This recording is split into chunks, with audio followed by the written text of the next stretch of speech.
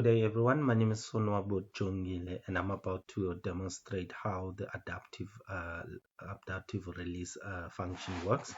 So basically, what I've thought of doing is to first create a screencast on how it works, and then another one separate from this one on how do you actually build or make use of the function. So on this screencast, I'm just gonna quickly demonstrate how adaptive release works. So this will give you an idea as to whether it's something that you'd like to make use of or not. So what I've done is I've created a subject whereby I've built up adaptive release within the subject so that I can demonstrate what you might need. All right, so I'm already logged in as a student now.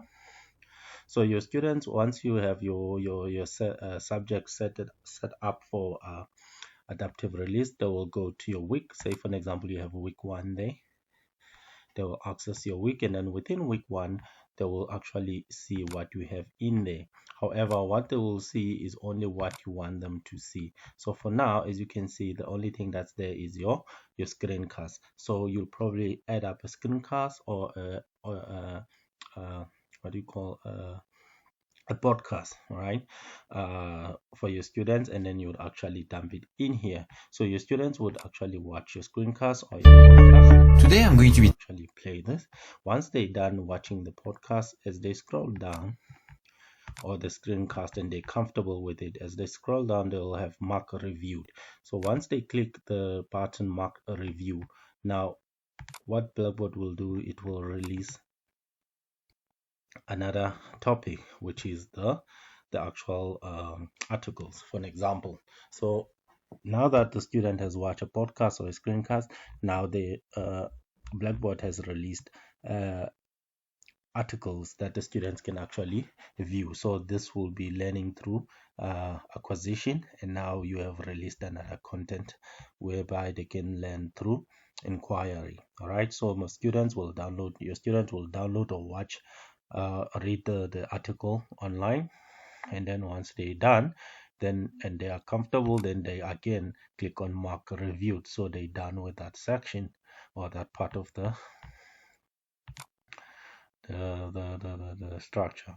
So basically, after that, now once they click on review, it has released a quick exercise for them to actually take. So as a student, I'll be able to actually take maybe 3 questions, 5 questions, doesn't have to be long, or even 10 questions, MCQs or true or false, the one of those simple question types.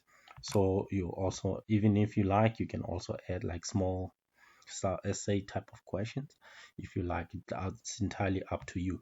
So by looking at this structure already, you can see that now the first thing that I did was to learn through acquisition, and then the next thing was to release the articles, which was learning through inquiry. And now that they have well informed based on those two types of learning, then they can learn through practice. They practice what they've been taught. So that's one thing. That another thing that they can do once the students are done, it's up to you whether you want to say once you're done with everything, then you are done with the session, or once you're done with the exercise, if you get more than 50% on the exercise, then only then you'll get a badge saying that well done, you have completed week 1. So that's basically up to you. That's also now weaving in an element of playfulness, or someone would call it gamification. So it's really something that you would want to make use, but this is just to demonstrate so that you have an idea